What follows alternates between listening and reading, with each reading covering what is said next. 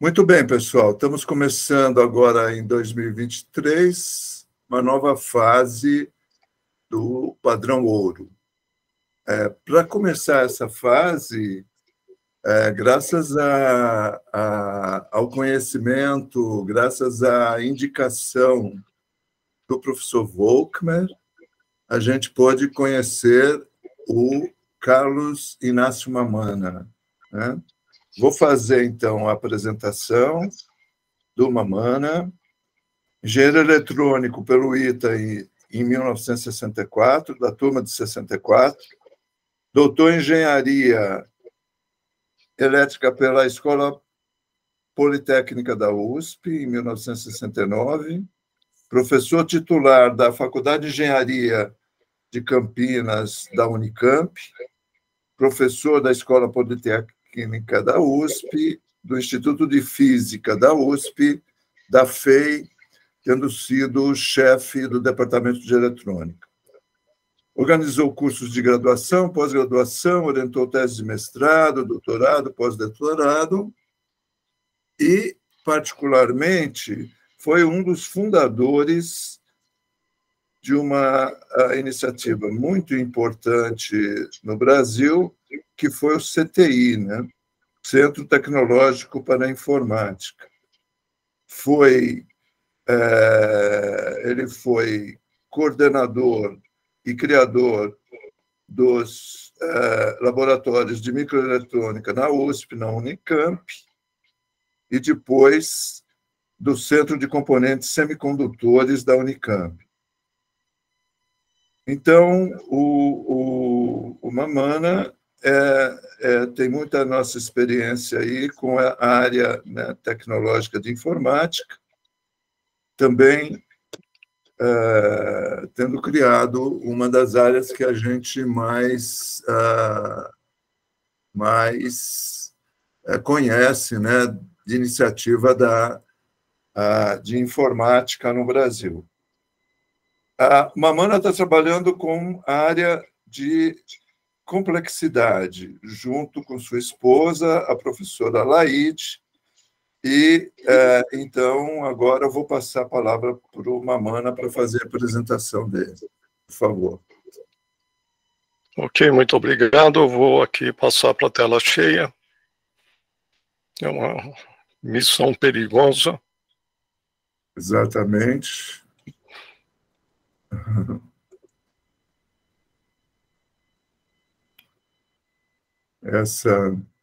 Essa etapa é a etapa mais difícil da apresentação.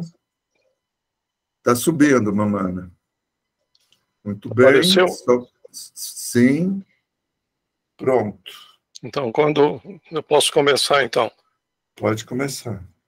Por favor. Okay. Então, olha, muito obrigado por me ter convidado aqui para conversar um pouco sobre a complexidade, que é um assunto que tem me preocupado basicamente desde o final dos anos 80, começo dos anos 90, e eu me interessei por isso porque houve um trabalho muito importante na área de microeletrônica, que foi uma competição tecnológica entre várias tecnologias, até que uma delas se tornou paradigma, basicamente a tecnologia MOS. E um dia eu encontrei um artigo que falava em realimentação positiva na economia, e justamente tratando das condições em que as tecnologias podem competir e como é que a realimentação positiva pode ser importante para isso. Então, é claro, você de repente diz, puxa, alguém pensou como engenheiro na área de economia, e aí vai ver, o cara era formado em engenharia, né, o William Bryan Arthur. Então, a partir daí, eu me interessei também por causa das questões de como é que você se insere no mercado internacional a partir de um país que não tem uma base industrial forte, e como é que você pode entrar nas tecnologias de ponta. E essa coisa me absorveu por muitos anos, até minha aposentadoria em 2007. Mas foi só agora em 2019 que, numa conversa com o Volkmer, nós resolvemos montar um grupo de estudos sobre a complexidade com o nome de a abordagem da natureza pela complexidade, porque, na verdade, além das tecnologias, muitos outros campos são afetados pelos conhecimentos da complexidade. Eu costumo falar conhecimentos porque é uma grande quantidade, como eu espero mostrar. Então, as coisas começam, acho que a melhor maneira de mostrar a abrangência por questões desafiadoras, que algumas delas já têm análise de solução, etc., mas que vêm de várias áreas do conhecimento. Então, por exemplo, como o universo está se estruturando? Como uma sopa primordial de aminoácidos e outras moléculas simples acabaram por se tornar uma célula viva? Foi um milagre ou há outra explicação? Como células primordiais há 600 milhões de anos resultaram em plantas e animais com a diversidade toda que está aí? Por que espécies que se mantiveram estáveis por milhões de anos, de repente desapareceram ou foram substituídas por outras? Porque os animais e plantas de grande porte se reproduzem sexualmente, embora essa forma de reprodução possa ser mais custosa e difícil. Porque os vagalumes da Malásia lampejam em sincronia, sem liderança ou comando do meio ambiente? Porque o número de batidas dos corações dos mamíferos durante suas vidas é aproximadamente o mesmo, independentemente de sua massa ou duração de vida?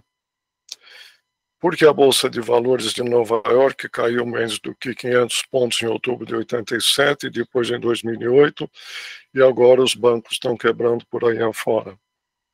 Porque certas tecnologias, embora piores, são adotadas pelo mercado, alijando competidoras melhores?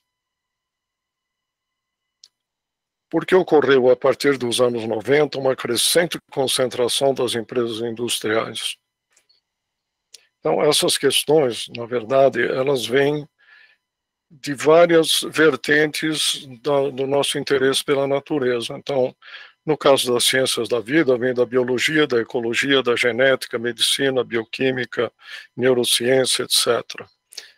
Nas ciências humanas, da sociologia, da política, da economia, da psicologia, história, né, por razões óbvias, né, os grupos humanos são muito interconectados e eles têm muitos comportamentos esquisitos, né? As questões das ciências da matéria, na astronomia, na física, materiais, química, etc. E questões também da filosofia, que tem que ver com os aspectos epistemológicos, ao você abordar essas questões, e com questões de ética também, principalmente quando você está tratando das questões das ciências humanas. Nós vamos depois falar um pouquinho, quando eu falar sobre o Instituto Santa Fé, como é que essas pontes foram sendo construídas. Então, na verdade, esses conjuntos de questões, esses focos de interesse, têm que ver com um objeto muito específico, são sistemas dinâmicos com muitos agentes interconectados. Então, esses são os objetos de estudo em geral que acabam aparecendo quando você encara esses fenômenos estranhos. E que conhecimento é que é capaz de analisar esses sistemas, né? A gente tem aqui em azul uma série de vertentes, paradigmas do conhecimento humano, né, que vem dos séculos 17 e 18 se desenvolvendo, e a partir desses conhecimentos é que um conjunto de pessoas preocupadas, cientistas, que nome queira dar, foram se interessando por alguns focos específicos que acabaram levando o nome de complexidade. Então, aqui em amarelo, a gente tem os sistemas dinâmicos, em que vem das ciências da matéria, já desde os primeiros modelos de Newton, né? Depois as extensões dadas por Lagrange, Euler, etc., E esses sistemas dinâmicos têm um comportamento que leva a um comportamento de caos e também mostram um processo de auto-organização e emergência. Então, esses itens começaram a ser estudados mais especificamente. Estruturas sociais e economia vêm como consequência, porque desde o positivismo, né, que postulou que seria possível estudar a sociologia de maneira científica, essa preocupação, principalmente dos epistemólogos, é muito grande para ver como é que você faz um encontro entre as ciências da matéria, todos os seus métodos e o seu desenvolvimento, e as ciências humanas, né? Um outro aspecto muito importante é a questão da vida, né? Da origem, sua origem e evolução, e aí a análise do DNA, toda a codificação do DNA, todo o trabalho de entender um grande número de variâncias que você tem nesses sistemas, né? Um outro aspecto importante que recentemente eu acabei aprendendo é que a história, na verdade, não tem um tratamento estruturado, né? Existe um debate sobre essa questão, mas a história tem uma sequência de eventos e como é que esses eventos se conectam e como é que eles têm uma conexão com a base estrutural das várias civilizações que passaram aí até o limite do agente específico lá embaixo, né?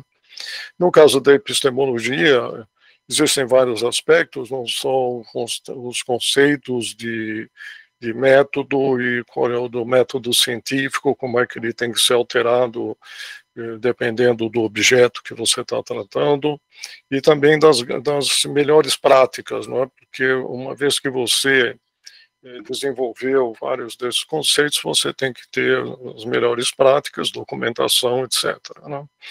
O aspecto da ética também é muito importante do ponto de vista filosófico em relação à complexidade, porque você tem uma série de novas percepções a respeito de como funcionam os sistemas, e você então começa a ter a necessidade de compreender um pouco mais profundamente isso, né? E aí a modelagem de agentes vem da psicologia, da neurociência, da medicina, e você então procura integrar tudo isso e, obviamente, existem indícios de que a gente tem que se preocupar com os aspectos da educação em virtude desses novos conhecimentos. Então, esse conjunto de amarelinhos aí, eles são uma extensão daqueles paradigmas que vieram do século XVIII, XIX, talvez antes. Então, a complexidade acaba sendo uma teia de conhecimentos que envolve todo esse conjunto bastante rico, né?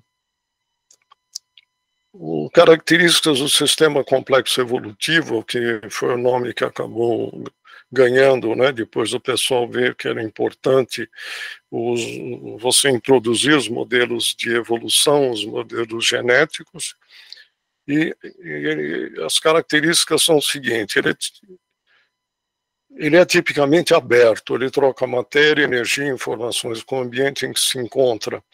Isso, termodinamicamente, é fundamental, porque os vários processos que ocorrem, principalmente os processos de auto-organização, eles só podem ocorrer se você estiver tratando de um sistema aberto, que muito particularmente recebe a energia do ambiente, de modo que você preserve as condições das leis da termodinâmica.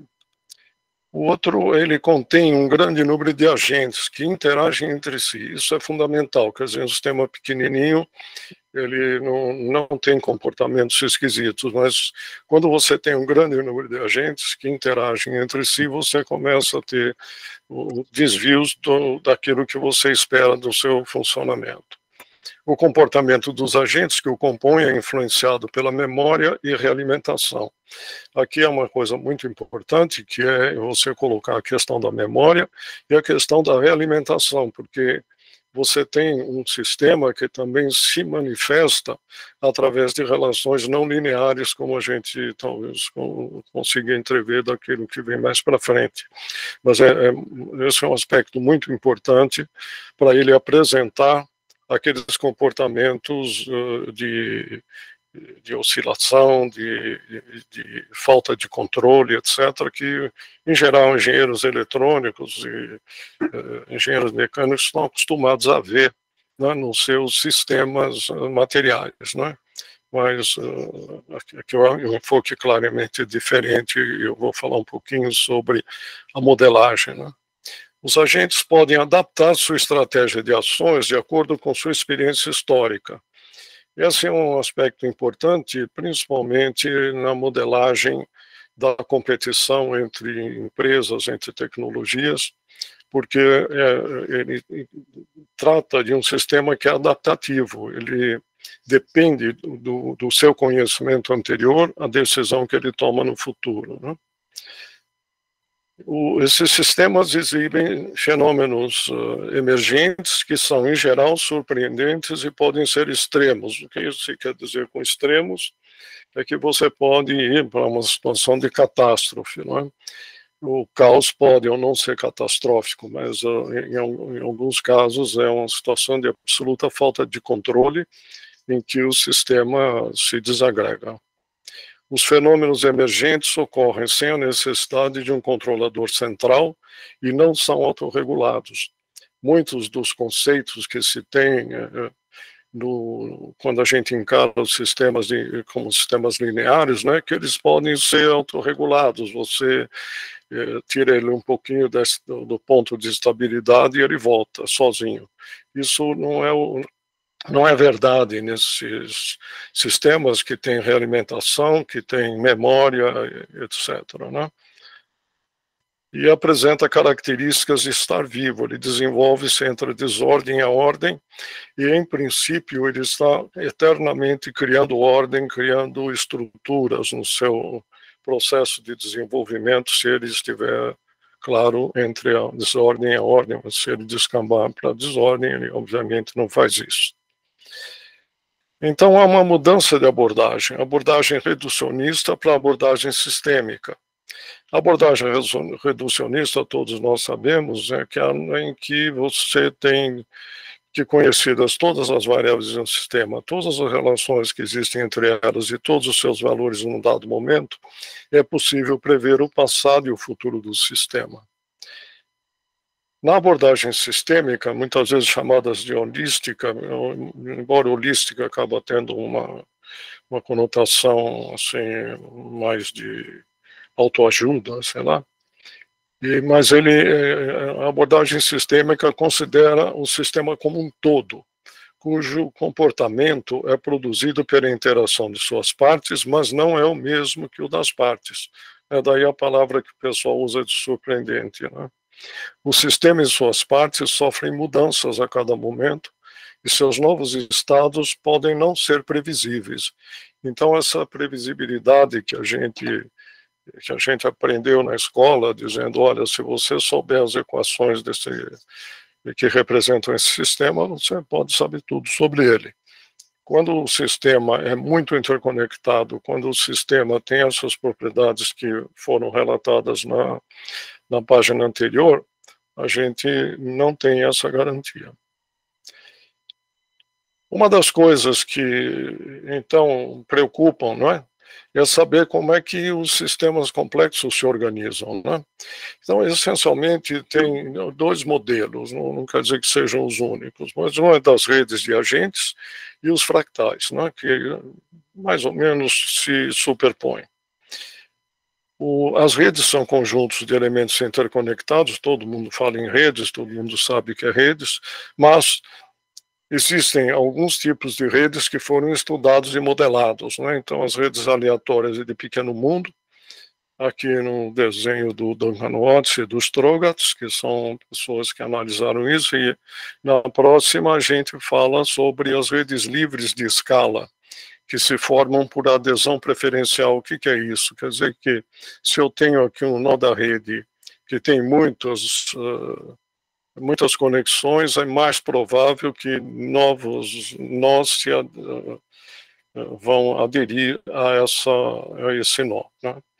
E o Barabás e a Albert mostraram que, no caso dessas redes, você tem a distribuição de grau, ou seja, do número de conexões que você tem com o nó, é uma lei potência, né? Embora a história de lei aqui, na verdade, é uma equação x elevado a n, né?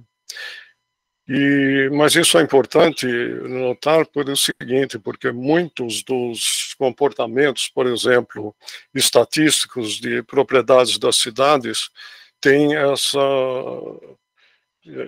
esse jeitão da lei de potência, né?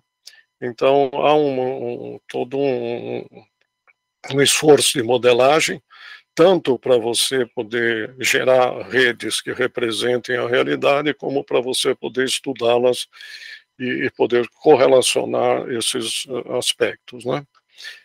As redes de comunicação, né, assim, de maneira muito simples e curta, há dois tipos: as redes de divulgação, que são aquelas em que um nó se relaciona com todos os outros, e as redes virais, que, como na internet, aliás, isso é um modelo típico da internet. O modelo da internet também é um modelo que tem lei de potência. Você tem aqui a formação de centros de difusão, né? Então, esses chamados hubs são muito importantes na estruturação das redes virais. Inclusive, as condições em que ocorrem as redes virais estão bastante estudadas, né? Do ponto de vista das estruturas com geometria fractal, acho que todo mundo já ouviu falar nas geometrias fractais na natureza, e também como é que você pode representar, por exemplo, uma distribuição de coisas numa cidade, também pela sua fractalidade ou pela sua dimensão fractal. A dimensão de um objeto fractal está relacionada com a sua rugosidade, né?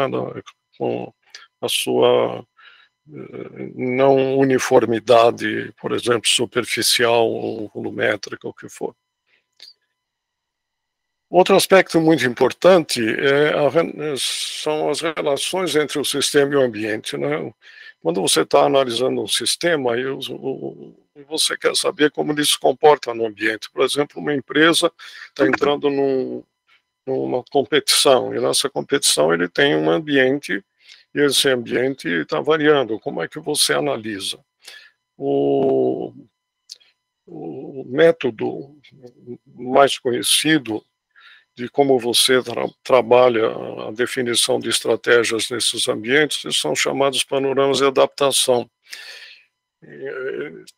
Essa ideia do panorama de adaptação foi criada em 1938 por Sewall Wright, onde ele estava estudando a mutação, o cruzamento e seleção na evolução, e que ele faz um estudo muito interessante. Ele considera, aqui no caso bidimensional, 2 genes, né? Possíveis características do gene 1, possíveis características do gene 2, e ele criou um valor de adaptação. Então, a cada combinação de genes nesse plano, você tem aqui um valor de adaptação. E ele desenhou o que seria o panorama de adaptação, com curvas de nível, mostrando que você pode ter, então, condições ótimas para o desenvolvimento de um dado ser vivo, e ele vai fazer um levantamento de qual é o número de variáveis que você tem que levar em conta e qual é o número de dimensões dessa panorama de adaptação.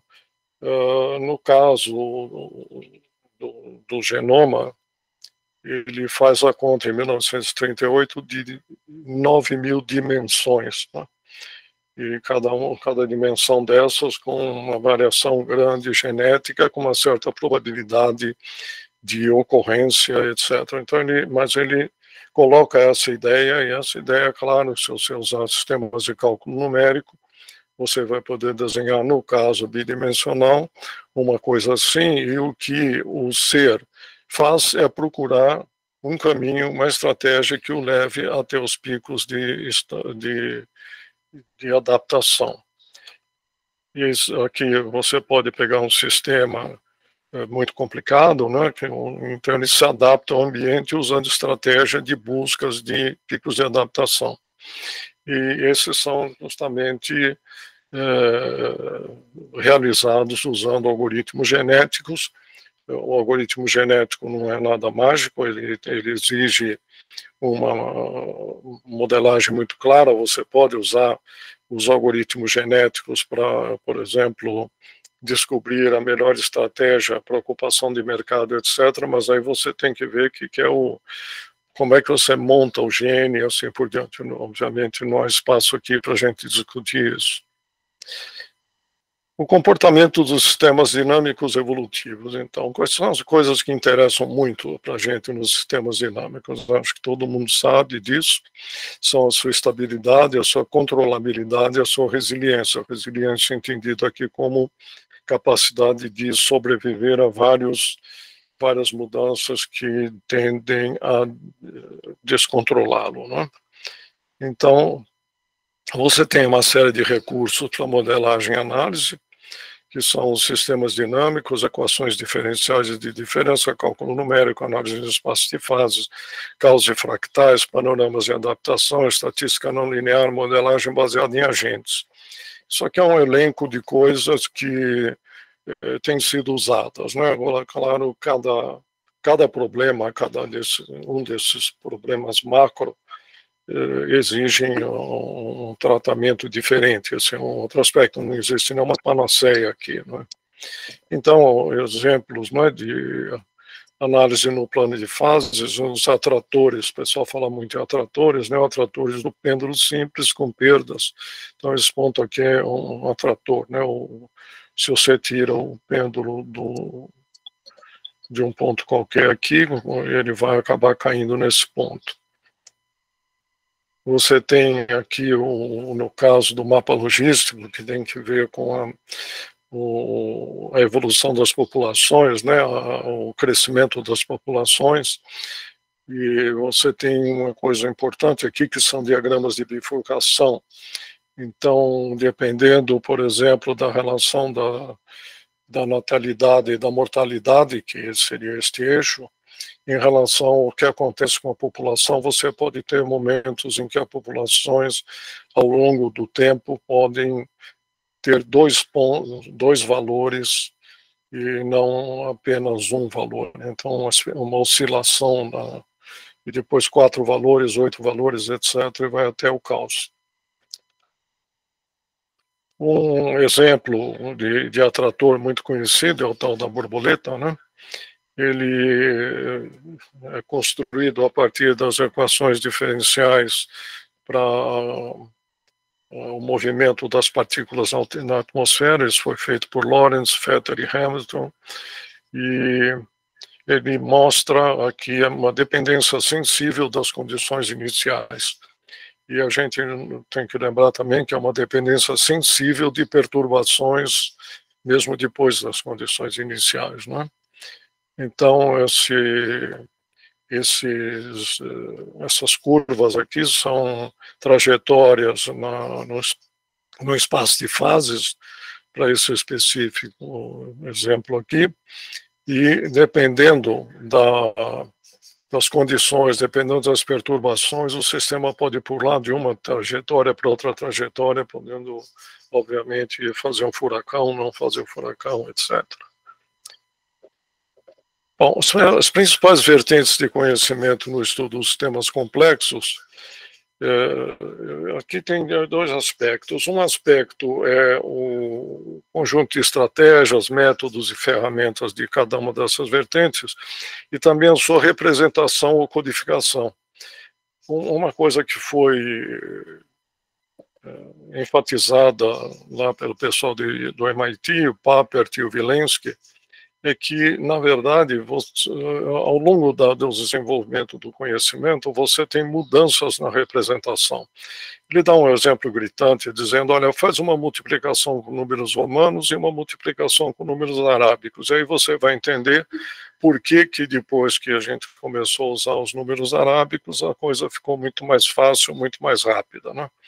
Então, dentro dessa visão, que eles mostram que a representação algorítmica, depois da representação por equações diferenciais de diferença, cálculo numérico, etc., bem, o algoritmo usa cálculo numérico, você começa a ter mais poder de análise, mais poder de simulação. Então, aqui a gente tem basicamente sistemas dinâmicos, causas e fractais, redes e agentes, topologia e métrica. Um aspecto muito interessante aqui é que nos circuitos elétricos, muitas das coisas que a gente estudou, que tem que ver com a topologia dos sistemas, ele é transportado também para outras condições. A diferença fundamental é que nós estudamos aquilo como sistemas lineares. Agora, quando você vai para um sistema que é não linear, o principal auxílio de análise, que é o teorema da superposição, não se aplica, né? O outro aspecto é a psicologia comportamental e neurociência, a genética, a termodinâmica, e você tem ali desde a análise crítica textual, passa por equações algébricas, equações diferenciais, coordenadas generalizadas, topologia, panoramas de adaptação, descrição estatística e quântica. São várias formas de representação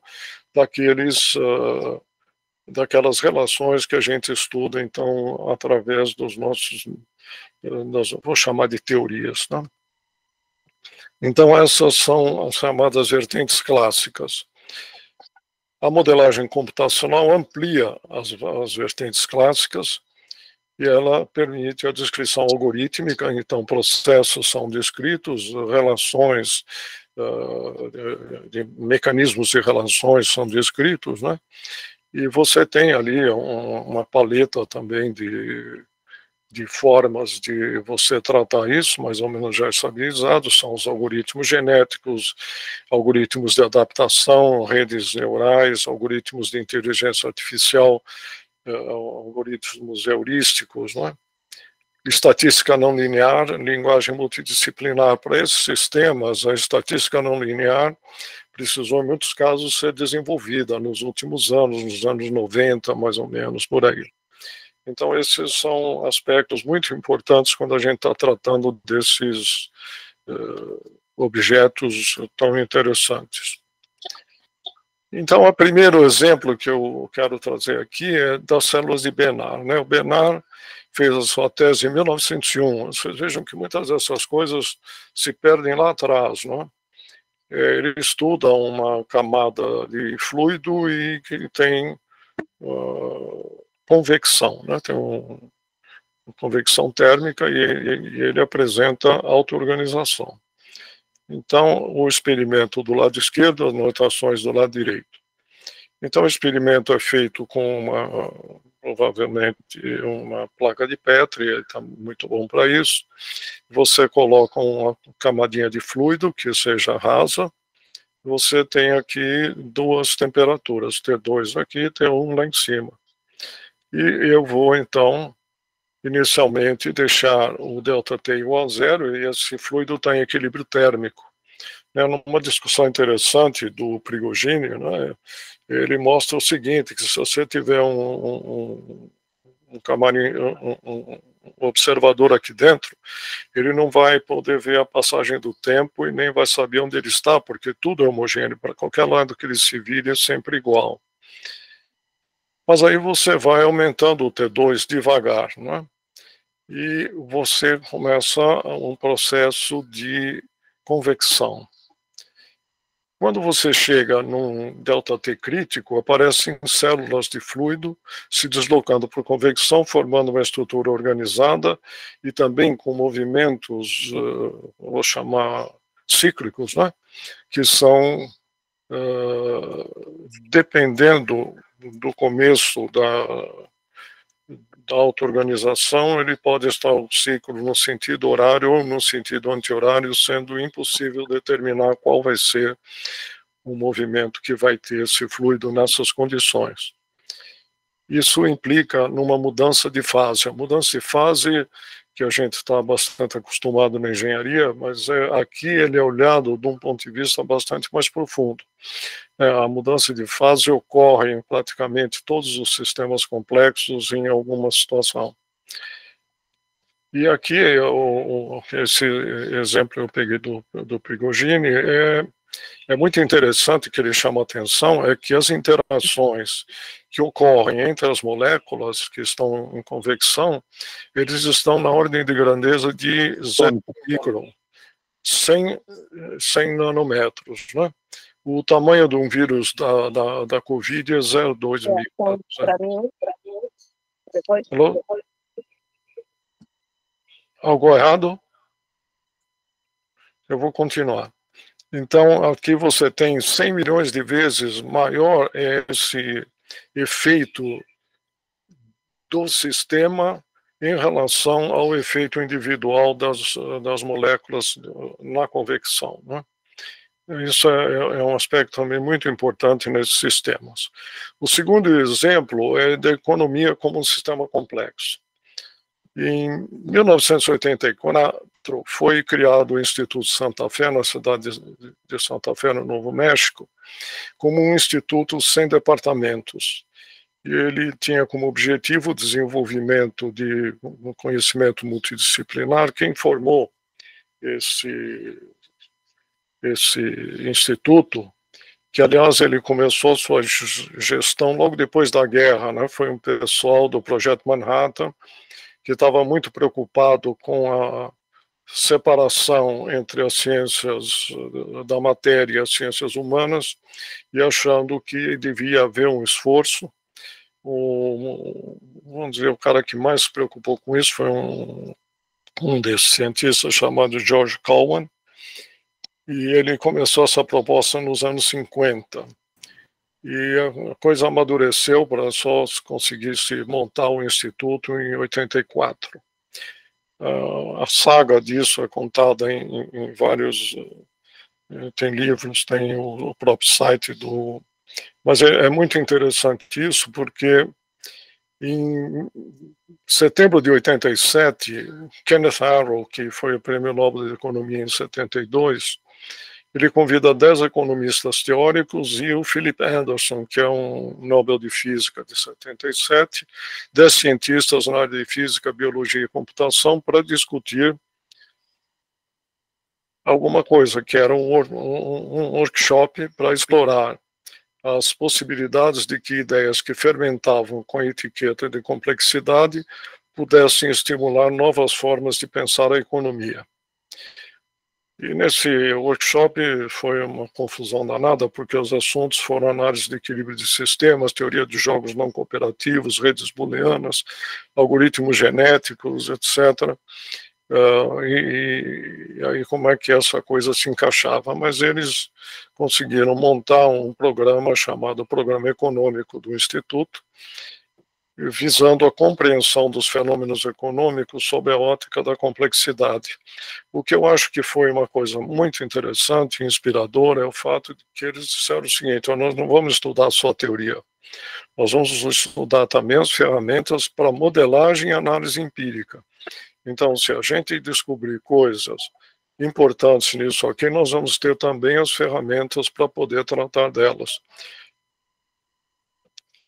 Em agosto de 96, portanto, praticamente 10 anos depois, é realizado um novo workshop sobre as realizações da primeira década de trabalhos do programa econômico e é publicado um conjunto de análises, né, com The Economy as an Evolving Complex Systems 2, porque o livro foi o número 2, editado pelo William Bryan Arthur, pelo Durloff e Lane. São basicamente líderes nessas áreas, cada um no seu âmbito de conhecimento. E aí foram esboçados, então, os fundamentos da nova visão e acompanhados por 20 artigos científicos de respaldo, né? Foram feitos vários workshops, vários análises, tem publicados que se encontram no Amazon, são bastante caros. Perdão. Então, 87, 97 e 2001. E, recentemente, além dos vários artigos e livros publicados sobre o tema no período, um artigo de resenha do William Bryan Arthur, de fevereiro de 2021, no Nature Reviews, sobre os fundamentos da economia de complexidade. E eles mostram, como a gente vai ver na tabela seguinte, que é necessária uma visão muito diferente daquilo que você está acostumado na economia clássica. Então, o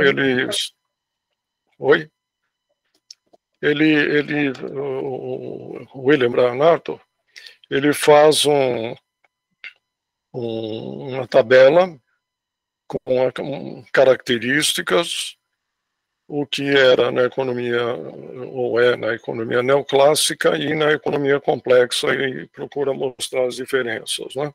Eu vou tentar ler isto e tentar falar um pouquinho sobre isso, são 15 itens, mas eu acho muito importante a gente entender isto. Então, os agentes, quem são os agentes, né? Eles são representativos como 1, 2, 3 pessoas, N pessoas, ou com uma distribuição de tipos. E eles têm um homo economicus, que é o padrão do agente econômico, né? No caso da economia complexa, ele considera ampla diversidade, porque os sistemas têm números muito grandes de agentes. Os agentes são agentes humanos, que têm muita diversidade, não é? E essa diversidade também pode estar agrupada em culturas, de modo que você não pode considerar que existe um homo economicus, né? Outra coisa é o princípio de organização. Na economia neoclássica, você tende sempre ao equilíbrio, o comportamento dos agentes é consistente com o resultado agregado da sua competição, da sua ação, etc. No caso da economia complexa, devido ao próprio comportamento dos sistemas dinâmicos, você está, em geral, em situações de não equilíbrio. O comportamento do agente reage ao resultado agregado e isso tem influência sobre o sistema. Então, você não pode fazer uma relação linear, uma relação de causa e efeito linear. A metáfora é de que você tem na economia neoclássica uma máquina maravilhosa com bom funcionamento.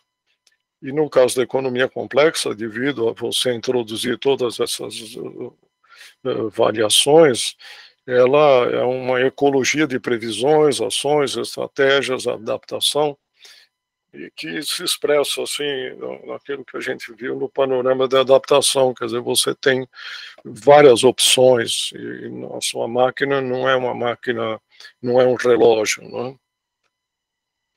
O que é enfrentado pelos agentes, no caso da economia neoclássica, supõe problemas bem definidos, né? E, no caso da economia complexa, situações mal definidas. O comportamento, na economia neoclássica, os agentes são otimizadores, eles são capazes de escolher sempre o melhor caminho, que vai ser bom para o todo. E aqui na economia complexa, uma vez que ele olha já os agentes como entidades, né, que compõem o sistema complexo, eles enfrentam incerteza fundamental, tentam compreender e exploram o espaço de possibilidades para ele, né, que é uma situação mais realista.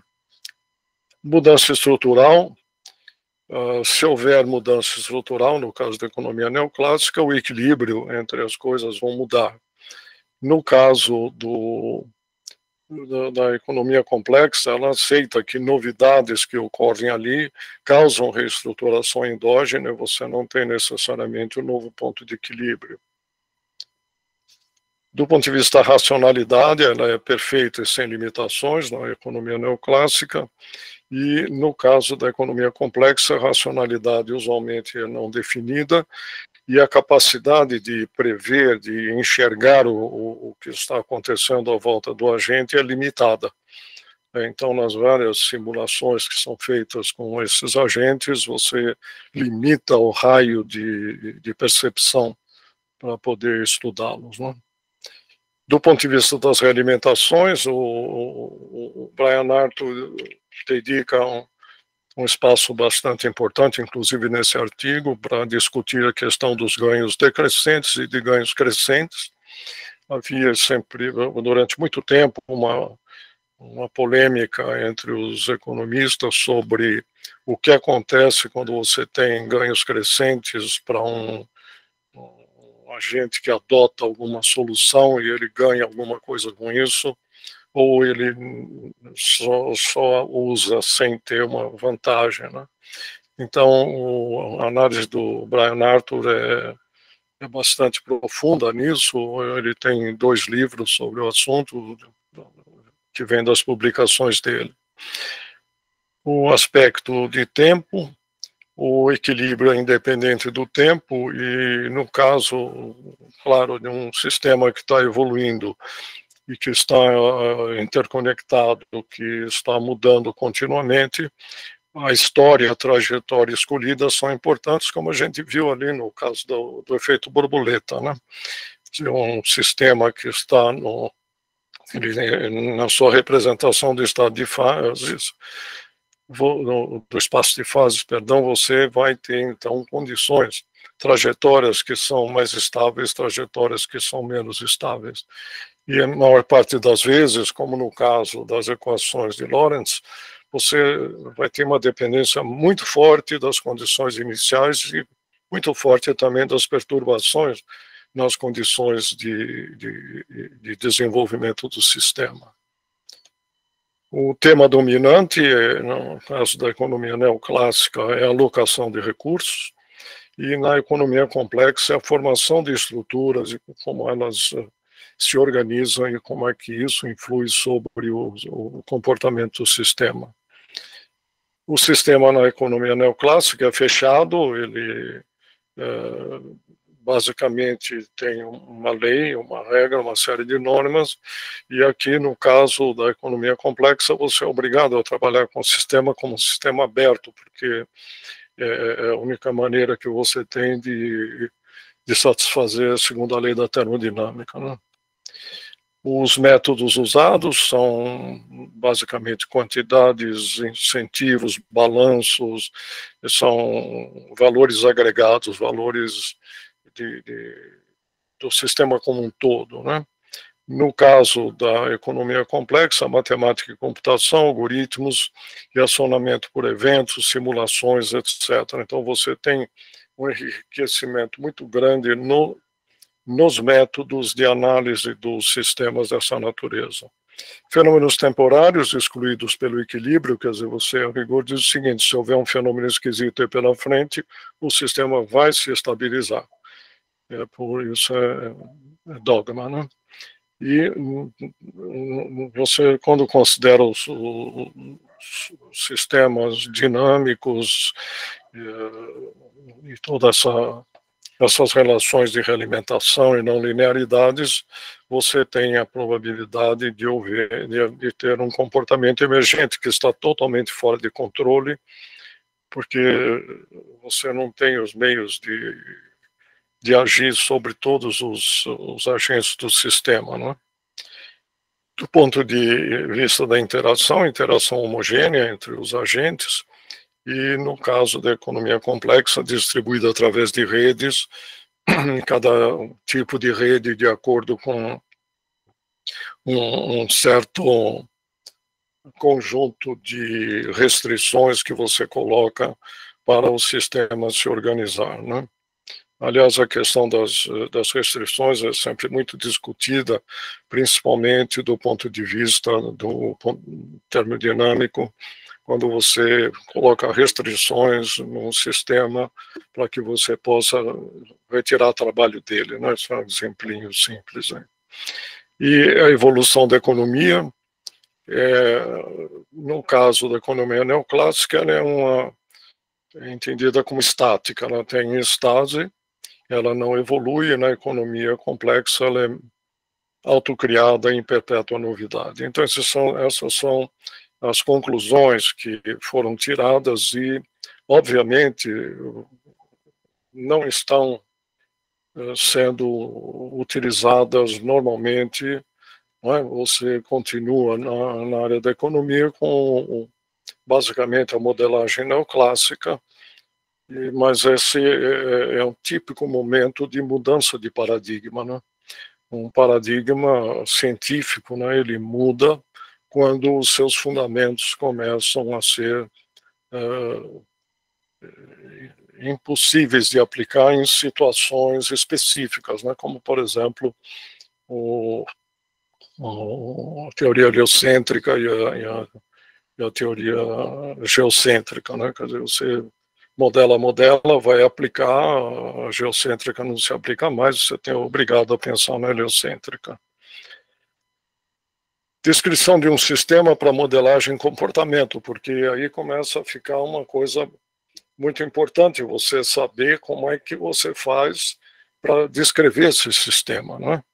Uma coisa muito importante é que quando você tem uma economia ou uma sociedade e você quer estudar essa sociedade, você não pode fazer como quando você está trabalhando no caso da física. No caso da física, você faz um experimento ali, aí o que der Deus remede, está tudo bom. Mas você não pode fazer um experimento com 1 milhão de pessoas impunemente, né? Você primeiro, porque não dá para fazer. Segundo, porque eticamente você dá trombadas importantes, né? Então você tem que começar a pensar em formas de você descrever o sistema para poder fazer experimentos chamados experimentos de pensamento, né? Então o que você tem é um sistema, né? Um sistema preto, está num ambiente amarelo. Aqui ele tem agentes, esses agentes estão organizados de duas formas diferentes, né? Esses agentes têm uma relação com esse único NOx aqui, e esses aqui estão conectados de maneira mais aleatória, são duas formas diferentes de ver. Então, e por outro lado, você tem aqui no ambiente outros agentes que têm outra forma de se organizar e outras formas de se relacionar. E quando você tem esse contato de conexões, né, você então tem todo um conjunto de agentes e de conexões, e ali do lado de lá você também tem os seus agentes e conexões. Então você pode imaginar que dentro desse sistema eu tenha duas culturas, né, porque são duas culturas, porque eles se organizam de forma diferente, e obviamente têm propriedades diferentes. E eu tenho lá forma cultura 3. Então, quando eu vou modelar essa coisa, eu tenho que começar a dar propriedades para isso aí. Eu preciso, então, dar características, né? Paradigmas de comunidades, culturas. A descrição de paradigma do Thomas Kuhn, né?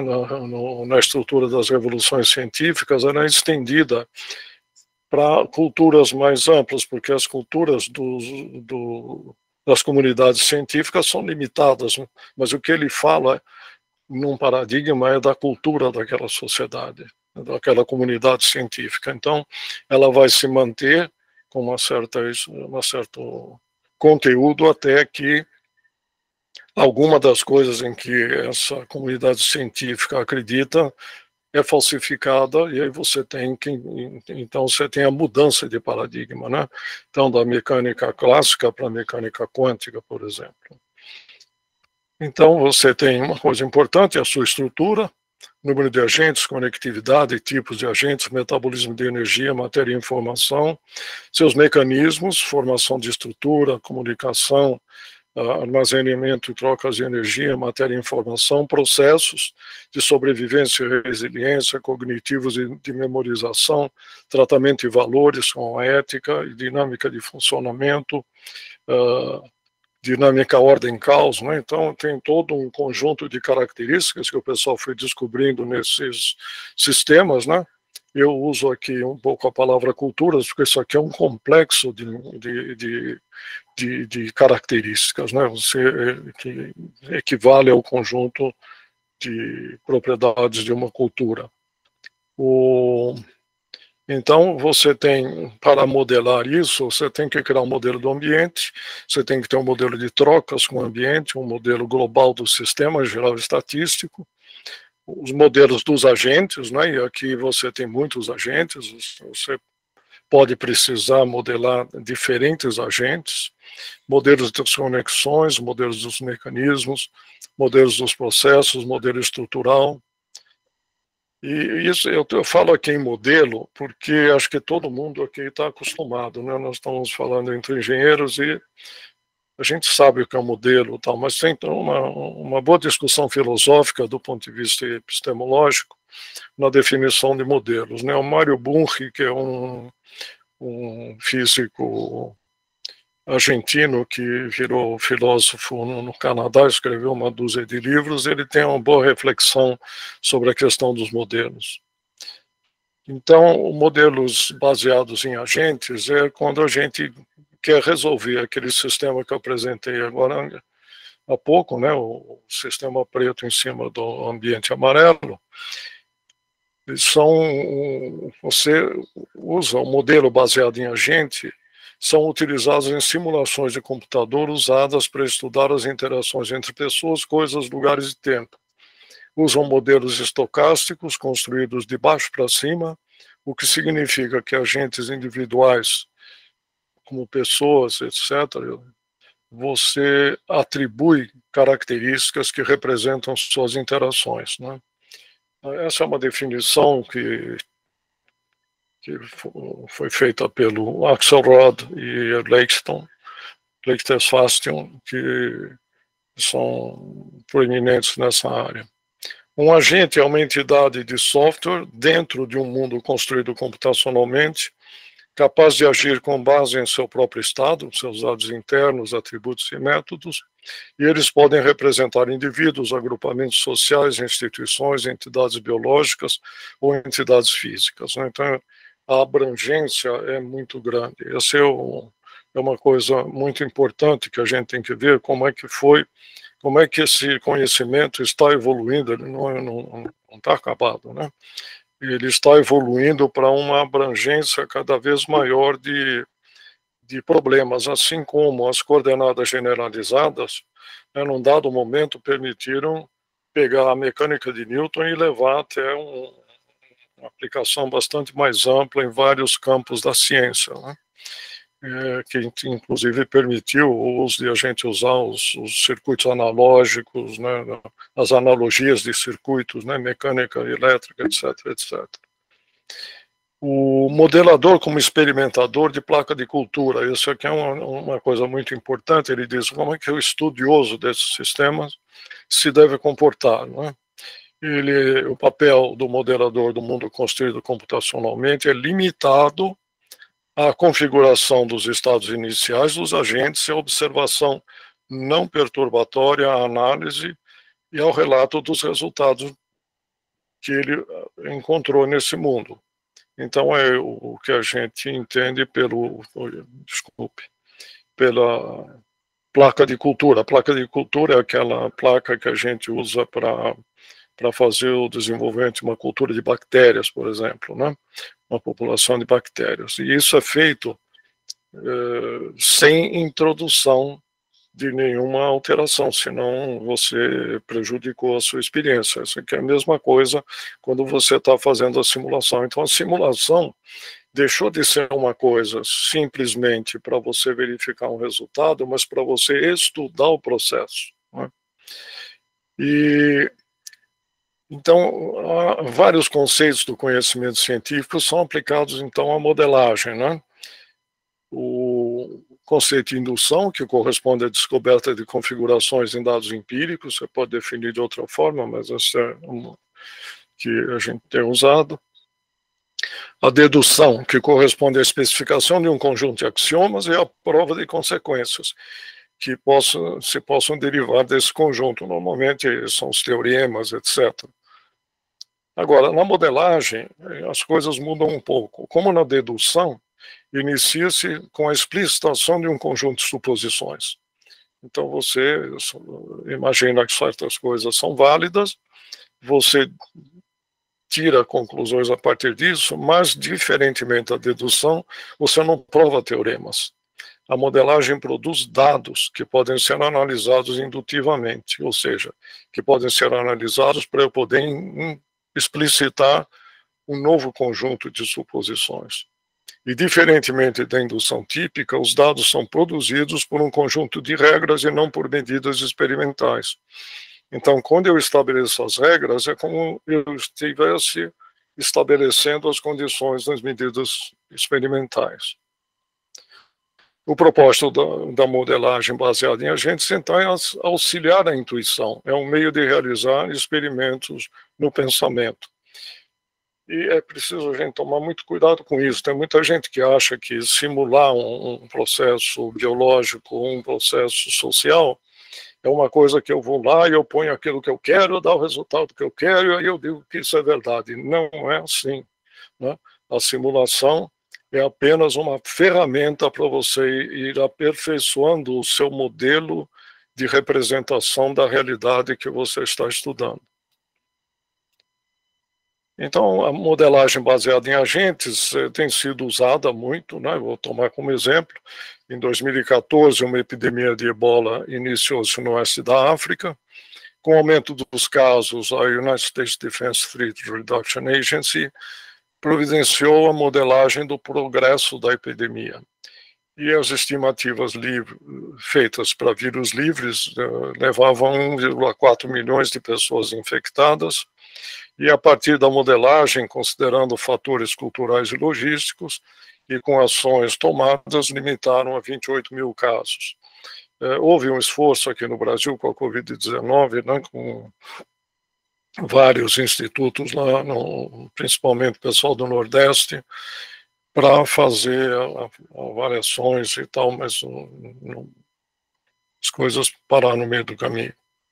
Em 2016, a Cambridge Analytics pode ter influenciado sobre o resultado das eleições americanas e a decisão sobre o Brexit, usando mensagens direcionadas baseadas tanto nas teorias de rede como nas teorias de como você atinge os nós das redes com informações diferenciadas, e você então passa a trabalhar de uma forma proativa no processo de difusão da informação, né? Então tem toda uma modelagem aí por trás que não é apenas a modelagem da rede em si.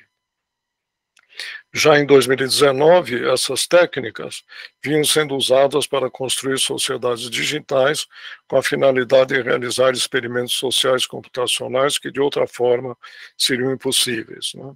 Então tem vários exemplos no artigo da New Scientist, muito interessante. E outra coisa importante é o que, afinal, você coloca como característica dos agentes nessas simulações referidas na página anterior, que se baseia num artigo do New Scientist.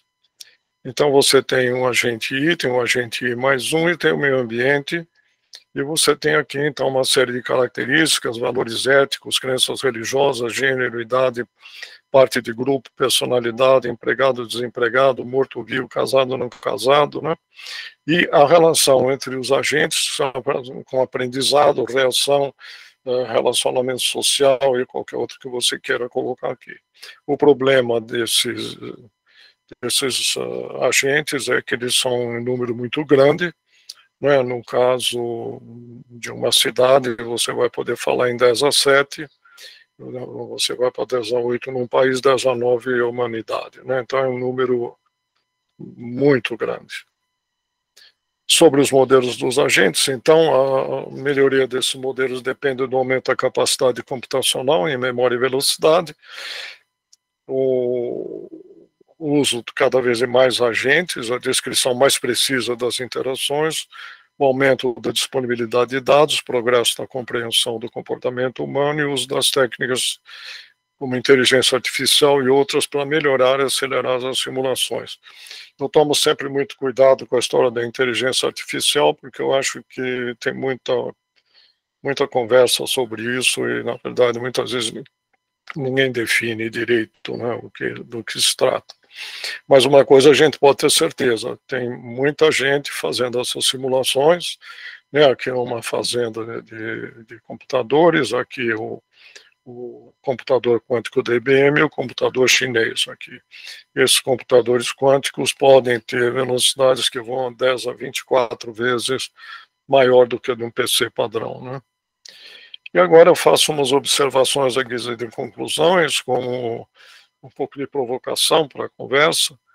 A abordagem dos fenômenos da natureza pela complexidade encontra-se em desenvolvimento e ainda há muito trabalho a ser feito. O conhecimento dos métodos e técnicas da abordagem pela complexidade é importante para a análise e previsão de comportamento e estabilidade de um número considerável de problemas ainda em aberto nos próximos anos. Quando eu falo problemas, cada problema se refere a um sistema, um tipo de sistema, um tipo de aplicação desses conhecimentos. A abordagem pela complexidade cria pontes entre as disciplinas ou paradigmas das ciências materiais e humanas. Quer dizer, você tem cada vez mais sociólogos, filósofos, psicólogos, físicos, engenheiros de computação, etc., matemáticos, trabalhando juntos nesses sistemas, nesses trabalhos. Né?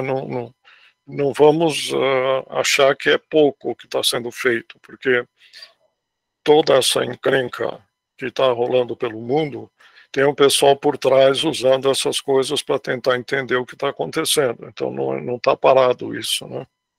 Os resultados obtidos e publicados até o momento, no início do século XXI, mostram um alto potencial de instabilidade dos sistemas ecológicos, sociais e econômicos, piorando com o aumento populacional e das conexões entre indivíduos e estruturas.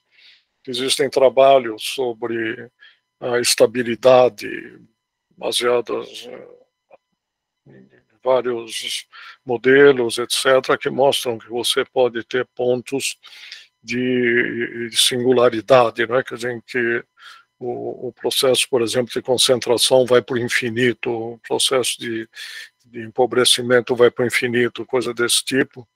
Claro que são modelos teóricos, mas, por outro lado, algumas evidências experimentais mostram que é possível você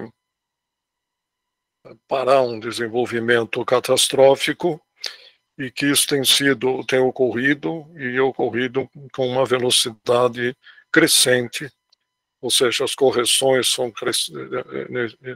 exige-se que ocorram em períodos cada vez menores de tempo, e isso já é menor do que o tempo de uma vida humana, né? O que implica num conflito de adaptação, né?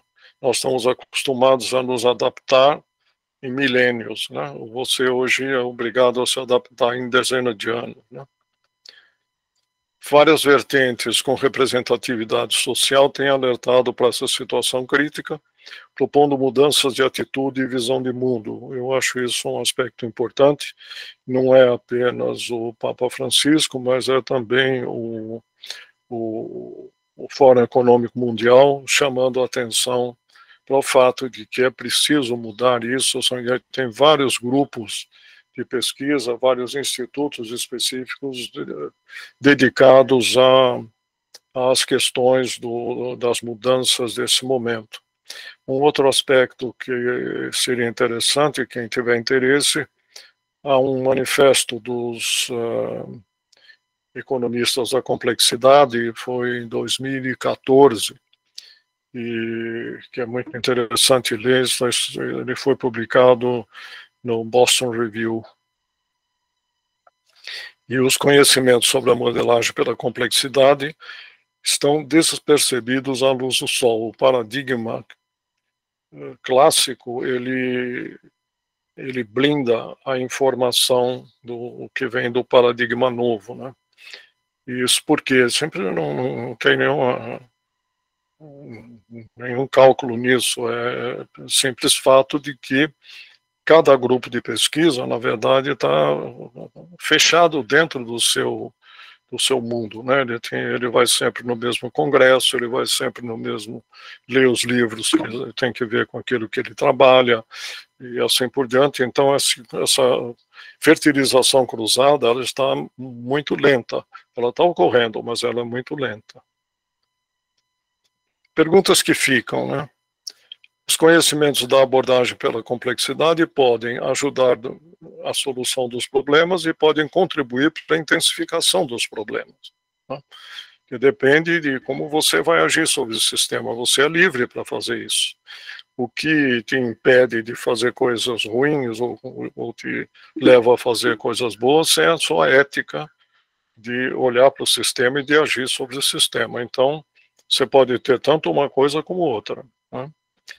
Aí a pergunta é a seguinte: a gente pode contribuir para superar os problemas? Será que a gente pode fazer, ou encontrar um caminho para deixar às próximas gerações novos conhecimentos que lhes confira a capacidade de enfrentar os desafios das mudanças que estão se processando?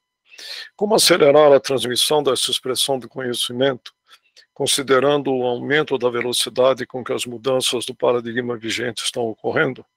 Como esses conhecimentos podem ajudá-las nas decisões e ações que levem a um mundo que lhes proporcione dignidade, respeito, solidariedade e segurança? Então, a pergunta final é: ou os sistemas complexos interconectados nos levarão a todos a um mundo qualquer? Então, eu agradeço muito a vossa paciência. Obrigado, Mamana. Se puder, então, agora voltar à nossa conversa em conjunto, né? Sim. A gente pode iniciar. Eu vou pedir para quem queira fazer pergunta, por favor, levante a mãozinha que está aí no sistema, né, embaixo, para a gente ir passando a palavra. Bom, eu quero, em primeiro lugar, agradecer ao professor Mamana pela sua exposição, ter se disponibilizado a fazer essa discussão conosco. E é extremamente importante, é um tema de abordagem difícil, né? Ele é muito amplo, mas nos mostra que essa necessidade de mudança, de encarar os problemas que se colocam hoje, né? Minha primeira pergunta para iniciar as questões, nós temos várias situações de complexidade, né? Por exemplo, as mudanças climáticas, elas provocam uma mudança muito forte em todo o nosso sistema de organização. É uma novidade que está presente, que cada vez está mais visível para todos, e, portanto, a formação do engenheiro hoje, eu vou me ater à questão da formação em engenharia mesmo, né? Ela está a exigir uma reflexão e uma mudança na forma da gente fazê-lo, né? De ensinar a nova geração. E aí, essa mudança, eu queria lembrar do Edgar Morin, né, porque é francês, que propôs algumas alternativas de trabalho para atacar o problema do processo educacional. Você podia falar um pouco para a gente sobre essas visões atuais, sobre as mudanças educacionais necessárias para esse início de século XXI? Na verdade, nós já estamos há 20 anos no século XXI. Mas o que precisaria ser mudado na maneira como nós aprendemos nos cursos de engenharia? Olha, eu acho que o trabalho do Morin é muito importante. Eu não estudei com a profundidade necessária para emitir uma opinião, mas o pouco que eu li mostra que ele tem uma direção que leva a uma valorização maior do homem, das suas relações, etc. E isso é uma coisa que eu acho muito importante. Agora, eu acho que o fundamental nessa mudança é aceitar o fato de que a gente sai de um mundo de absoluta certeza para um mundo de muito menos certeza. A gente sai de um mundo que é muito fechado em torno de uma série de dogmas e crenças para um mundo que coloca em xeque essas dogmas e crenças a cada segundo. Um mundo que está mudando constantemente, um mundo em que as pessoas agem sobre o sistema e o sistema age sobre as pessoas, o que é quase um truísmo, né? Então, do ponto de vista da educação, eu acho que é muito difícil dizer o que as pessoas devem fazer, mas o que é muito importante é que você enriqueça a informação para que a próxima geração seja capaz de tirar conclusões que hoje nós não podemos tirar. Então, o que você não pode assim como na teoria geocêntrica, né? Você passou para a teoria geocêntrica, então ninguém pode falar que a Terra gira em torno do Sol. Não, tem que poder falar que a Terra gira em torno do Sol. Você tem que aumentar a quantidade de informações. E o que está ocorrendo devido àquele fenômeno mesmo que eu falei, de as pessoas estarem fechadas dentro dos seus mundos, a maior parte desses novos conhecimentos só chega à sociedade em geral quando eles estão sendo aplicados sobre a sociedade. Que é o caso, por exemplo, das redes sociais, que são o Google, são os sistemas de...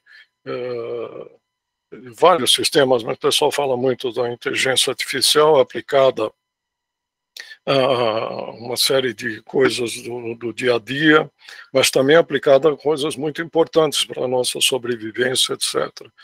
Então, eu acho que a coisa mais importante é a abertura da informação. Eu acho que isso não converge com a visão de Morin, mas de uma forma mais geral ainda, porque a própria formação em engenharia elétrica, por exemplo, se você não falar de microcircuitos, se você não falar de simuladores capazes de simular 60 bilhões de transistores dentro de um circuito integrado, você está falando de nada. Você vai ser um usuário apenas desse conhecimento, mas você não vai estar agindo sobre ele. Então, eu lembro que eu escrevi um artigo, sei lá, 1900 e nada, que era o seguinte: se nós queríamos ser geradores ou consumidores de tecnologia. Se você não tem conhecimento, se você não tem informação, se você não sabe as novas formas de pensar, as novas formas de modelar a sua engenharia, você não consegue ir para frente.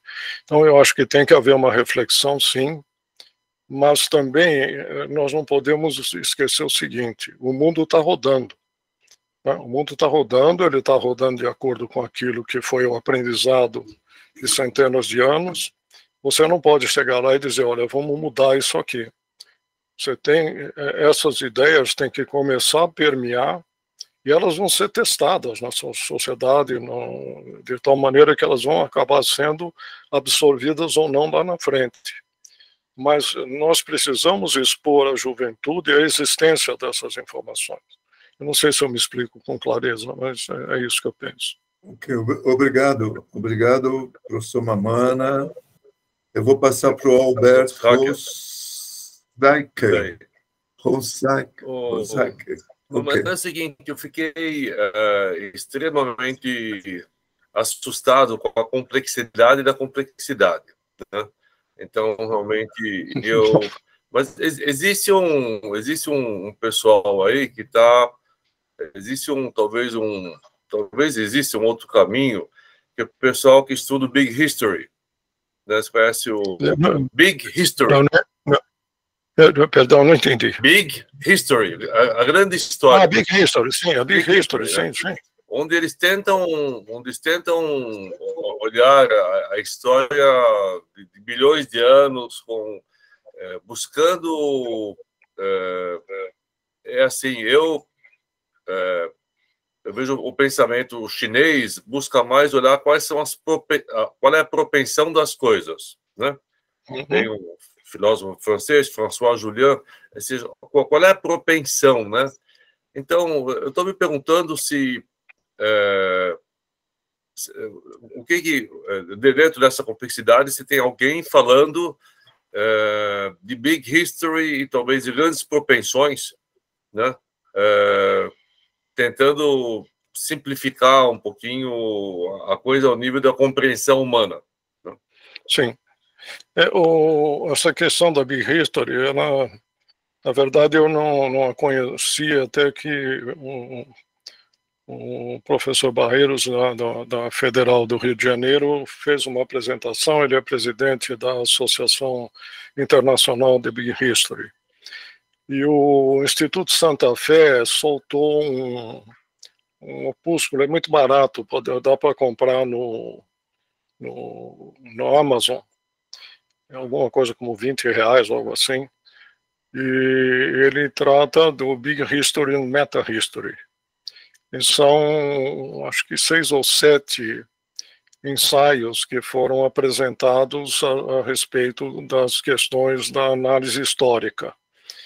E eles levam em conta os clássicos, né, das análises da história, e levam em conta também as coisas novas que estão, mas tem muito pouca coisa feita em Big History. Agora, o conjunto de conceitos e técnicas da complexidade, eles podem, com quase certeza, não há certeza, ser aplicados a Big History, só que você vai ter que levar em conta vários aspectos, que são os aspectos, por exemplo, do tempo, né? De que tempo que a gente está falando, né? Quando a gente fala num evento histórico, você tem que ver se é o número de anos ou se é o número de anos associado à resiliência da memória que um evento causou num dado grupo humano, né? Então, isso tem implicações nas suas decisões futuras, né? Então, esses tipos de análise e de como você está olhando o aspecto de tempo são coisas muito importantes, né? No caso da física, vocês desculpem, muitas vezes foge assim a memória, a idade conta, né? Então, mas eu já vou lembrar o nome do autor, mas não estou muito conhecido, é italiano. Ele trata justamente das várias dimensões do tempo, né? E no caso da história, isso é um aspecto importante. Embora eu esteja chamando a atenção para isso, mas a gente tem que... Não tem nada firme, né? Uma Carlos coisa interessante Rovelli, é um gráfico... Carlos Rovelli. Carlos Rovelli. Isso, Rovelli, muito obrigado. Vale a pena ler o livro sobre o tempo dele, é um livro baratinho também. Mas eu perdi um pouco aqui o fio do que eu ia falar, mas eu acho que esse é um aspecto. A Big History é importante e ela está dentro das preocupações desse conjunto de conhecimentos. Ok, obrigado, professor. Vou passar agora a palavra para o José Otávio de Almeida, por favor. Obrigado. Bom, como o Albert falou, essa apresentação, que eu vi em parte porque a minha conexão aqui é muito ruim, interrompeu, mas essa apresentação me abriu os olhos outra vez para a complexidade, para o tema complexidade, né? Eu acho, um pouco na linha de como educar e como pensar, eu acho que nós, como indivíduos e como espécie, dentro da complexidade que sempre existiu, nós tentamos sobreviver e resolver, acho que de duas formas básicas. A principal, para começar, foi por dogmas. Então, criamos uma série de dogmas e resolvíamos aquilo, os problemas complexos dessa forma. Devo comprar um carro grande ou pequeno, o preço é igual. Você tem o dogma, se você for americano, o dogma é big is beautiful. Você vai comprar o grande. Se você vai japonês, o dogma é diferente, ele provavelmente vai comprar o pequeno. Mas a forma de resolver problemas muito complexos, além de uma análise detalhada, o dogma resolve tudo, para bem ou para o mal, né? O modo que nós aprendemos a pensar como engenheiros foi aprendendo ferramentas analíticas, simplificando a complexidade, supondo que o corpo está no espaço, livre de qualquer outra coisa, aí tem uma força, ele se desloca de uma forma bonitinha, etc. Simplificamos e aprendemos uma ferramenta analítica que funciona não para complexidade nenhuma, mas para um pedacinho pequeno da complexidade. E agora, hoje, nessa apresentação, a gente fica claro que, apesar de nós termos essas duas formas de resolver o problema, agora nós temos outras formas, que são simulações, de simular a complexidade, né? De pensar na complexidade. Nós não somos preparados para pensar na complexidade. Nós, como engenheiros, especificamente, fomos treinados para pensar, para simplificar e modelizar de uma forma que caiba numa folha de papel ou num IBM 1130 de 50 anos atrás, daquela época. E hoje as ferramentas hoje são bem melhores. Bom, então, alguém perguntou a educação, e a minha preocupação são meus netos, né? E eu não vou fazer nenhuma pergunta, não. Eu quero agradecer isso aí e vou pensar muito sobre isso, como atuar daqui para frente. Muito obrigado. Obrigado. Eu gostaria de falar um pouquinho. Eu acho que eu não coloquei uma preocupação específica sobre a educação que a gente tem. E como eu comentei quando comecei a reunião, numa conversa com o Faulkner, aí nós começamos um grupo de estudo sobre complexidade. Esse grupo tem sido patrocinado pela Associação Brasileira de Informática, que eu no momento estou de presidente, e na verdade são só os custos de operação, mas nós temos um site, temos uma reunião semanal, toda terça-feira tem às 7h30 da noite, e nós estamos trazendo para esse grupo pessoas das várias áreas, né? A Laide, que é a grande articuladora da participação do pessoal aí, tem trazido gente da área de sociologia, de economia, de comunicações, enfim, um monte de gente de formação diferente, e que é uma coisa muito importante, porque a gente vai adaptando a linguagem para que haja uma possibilidade de compreensão, né? Muitas vezes a gente tem que explicar o que é um exponencial, o que é um logaritmo, né? Porque as pessoas não gostam de matemática e aí não aprenderam matemática, você tem que pegar e explicar o logaritmo, mas a gente explica. E a gente tem discutido o seguinte: qual é o próximo passo? Nós temos uma proposta de fazer um pequeno curso de sensibilização. Quer dizer, como resultado desse conjunto de trabalhos, nós fizemos até agora 97 reuniões. Dessas reuniões, a maior parte eu preparei, mas houve muitos depoimentos importantes sobre a indústria nuclear aqui no Brasil, a indústria de microeletrônica no mundo, a experiência na área de Covid trouxe muitas apresentações também específicas, mas todas essas coisas acabaram sendo percebidas pelo grupo que está trabalhando, no sentido de que é necessário que a gente promova pelo menos um curso de sensibilização. O problema é o seguinte, né? Quem serão os professores? Tá certo, você pode dizer, vamos arrumar um bom dinheiro aí, a gente traz os caras lá de fora que já estão trabalhando nisso há 20, 30 anos e eles vão falar. Eu acho que isso é importante, claro que é. Mas nós temos que ter um começo.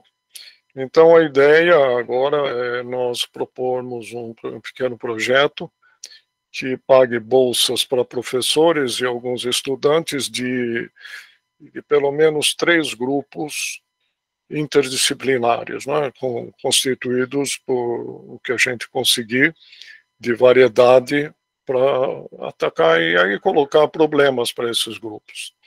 Eu acho que isso não é uma coisa que dá para fazer numa única faculdade, numa única universidade. É uma coisa que a gente precisa fazer para formar o primeiro grupo de pessoas capazes depois de disseminar esse conhecimento. Eu até nem ouso dizer que eles vêm aprender conosco, nós vamos aprender juntos, porque isso é um pouco vendo a minha experiência de mexer em microeletrônica, chegar a fazer um chip, etc., que é o seguinte, no começo nós não sabíamos nada, mas começamos a juntar 3, 4 aqui, 3, 4 ali, chegamos a ter um certo grupo no Brasil que foi capaz de fazer muita coisa nessa área até que tudo acabou, né? A indústria acabou tudo. Então, mas isso tem suas razões no sistema complexo. E por que aconteceu isso? Onde é que, de repente, a gente perdeu realimentação positiva? A gente começou a ter realimentação negativa e o sistema murchou. O que aconteceu? Por que aconteceu? O que está errado? Olha, tem muita pergunta para ser feita. E quem estiver disposto a estudar isso, independentemente de política, porque política você só faz porque você sabe. Mas antes de saber, você vai fazendo chute para cá, chute para lá. Então, conhecer, por exemplo, como é que é o processo de industrialização e como é que é a inserção da industrialização nesses anos que estão vindo aí, é um negócio muito complicado, né? Como é que você pega a situação nossa hoje em dia, que basicamente as indústrias de ponta, quando eu falo indústria de ponta, não é indústria que faz alguma coisa de ponta usando uma tecnologia que alguém desenvolveu, estou falando como é que você faz a próxima tecnologia. Você vai dizer, não, vamos então fazer um esforço do computador quântico. Eu pergunto, com que roupa? Quem? Qual é a base industrial para isso? Desculpa, acho que estou falando demais. Não, tá ótimo. É só um pouco dando vazão um pouco para a gente ter mais perguntas, mais pessoas participando, né? Desculpe aí, então. Pois não. Serei moderado. Não. Estamos aqui com a Laide inscrita e depois o Antônio Barros. Professora Laide, por favor. Eu vou simplesmente dizer que estão todos convidados para o grupo de estudos sobre a abordagem da natureza pela complexidade. Nós não emitimos convites, as pessoas chegam. Então, muitos perguntam, como é que eu faço para me inscrever? Não, participe. Depois dê o nome, o telefone, porque nós não avisamos, mas às vezes nós temos que fazer avisos quando as reuniões não vão ocorrer.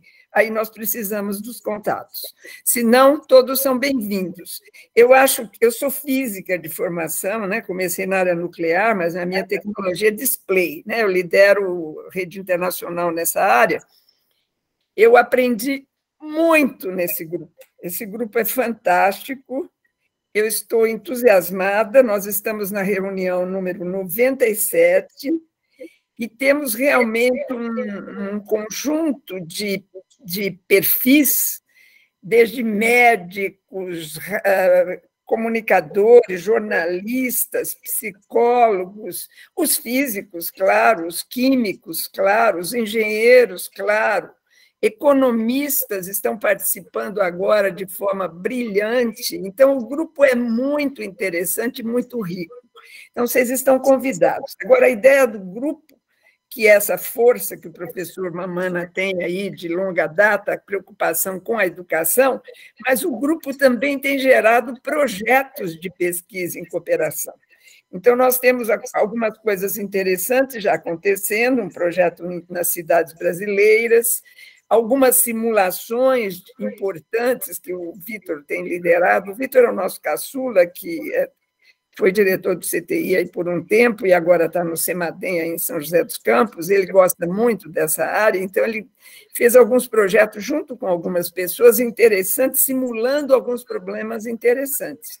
O problema, por exemplo, do Polia, ele usa recursos computacionais, ele lidera a rede WASH, que já está em 38 ou 40 municípios brasileiros. Educação, ele também é um apaixonado pela educação, então ele tem liderado algumas coisas interessantes. Então, o grupo não é só a reunião, mas ele tem gerado projetos em cooperação. Era só isso.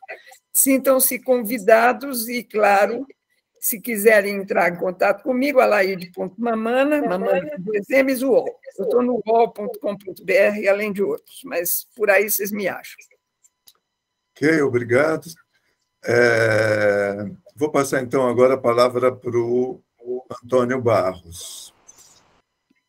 Boa noite, senhoras e senhores. Boa noite a todos. Professor Mamana, que tão bom ouvi-lo e ver esse panorama geral foi muito importante para a minha pessoa e agradeço aos organizadores por nos dar essa oportunidade. Mas eu sou franco, professor Mamana, eu fico pessimista, porque a imagem que me vem, eu queria lhe fazer uma pergunta assim, a imagem que me vem é que estamos num barco enorme, a humanidade que está afundando, em vez de nos organizarmos para tapar os furos, estamos combatendo uns aos outros e discutindo por coisas que são irrelevantes para a sobrevivência do barco. E, na minha opinião, né, é isso que eu gostaria muito, muito mesmo de ouvi-lo, né? Mas fale bastante, por favor, sobre isso. Me parece que a questão ética e moral, que é pouco falada, mas é uma questão fundamental nesse processo, porque a falta de padrões éticos e morais aumenta a instabilidade do sistema e, além disso, ela aumenta a desordem também. E o que eu gostaria de dizer também, a pergunta, o foco é esse, os sistemas educacionais, a gente sempre fala em educação, etc., eu concordo, deve ser feito, mas todo esse esforço dos sistemas das instituições de educação são sabotadas pela estrutura do sistema de marketing das grandes redes de comunicação, que elas estão voltadas por lucro, para aumento da audiência, e elas funcionam assim. Existe na psicologia, já demonstrou, que uma população, o comportamento que é premiado aumenta a frequência desse comportamento. O comportamento que é punido diminui a frequência desse comportamento na população. Isso foi muitas vezes, já foi várias vezes provado isso. E as redes de comunicação, na promoção de produtos de marketing, se baseiam na promoção da gratificação de instinto. É claro, o instinto nós necessitamos gratificá-lo, mas eles devem ser balizados por comportamentos éticos e morais também. E essa forma que está se fazendo, a defesa de direitos também, os ativistas devem ser privilegiados, porque há muitas injustiças, mas quando essas redes entram, elas criam cisão, fragmentação da sociedade. Então, os 2 efeitos gera todo mundo contra todo mundo, porque a gente sempre pertence a algum grupo, elas exageram, e também o indivíduo se sobrepondo ao coletivo, na gratificação dos seus instintos, sem regras, sem limites. Então, os esforços educacionais são sabotados, porque as pessoas, principalmente nas periferias, nas regiões mais pobres, aquilo que eles veem nessas redes de comunicação se torna um padrão de comportamento sem limites, e é uma população muito grande também. Então, é uma visão muito, eu sei, parcial e pessoal, né? Gostaria e a sua pergunta, então? Essa é a pergunta, eu gostaria de saber, dentro de todos os seus estudos, o senhor acha que essa afirmação, as redes de comunicação e a estrutura do sistema de marketing, enquanto essa estrutura não for mudada, os grandes dirigentes dessas empresas, em conjunto, não entenderem que eles estão aumentando o conflito fragmentação social e direcionando as pessoas não para tapar os furos do coletivo, mas para combater umas às outras, isso não vai ter solução. O que o senhor acha dessa afirmação, por favor? Eu acho que tem toda a razão. A preocupação é muito grande. Numa das reuniões que a gente fez, eu chamei a atenção para esses alertas de alguns setores representativos, né? Nós temos, eu acho, mais objetivo nessa direção das suas preocupações são as encíclicas do Papa Francisco. A encíclica Laudato Si, por exemplo, acho que no seu parágrafo 8, cita expressamente que os sistemas que funcionam com as características dos sistemas complexos, blá, blá, blá, vai por aí. Quer dizer, ele tem, quem foi que escreveu junto com ele, são pessoas que têm consciência disso e há uma consistência muito grande nas propostas em relação ao meio ambiente, em relação à pobreza, em relação a uma série de coisas que vão na direção do seu argumento. Existe vamos dizer assim, um espelho dessa coisa nas especificações daquela reunião sobre o Great Reset do sistema financeiro internacional, né? Foi na reunião de Davos, acho, ou Davos, sei lá. O que eles dizem é o seguinte, é que está certo, isso aí está tudo errado, etc., mas quem vai resolver é a tecnologia.